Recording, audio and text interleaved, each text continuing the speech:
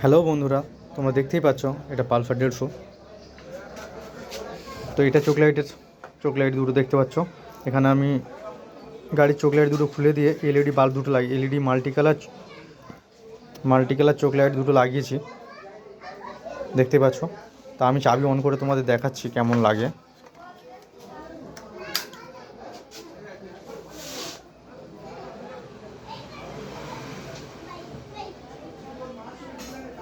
দেখতেই পাচ্ছ।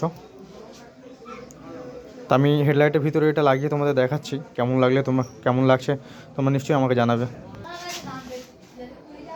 দেখো, ভালোভাবে দেখতে পাচ্ছ তোমরা।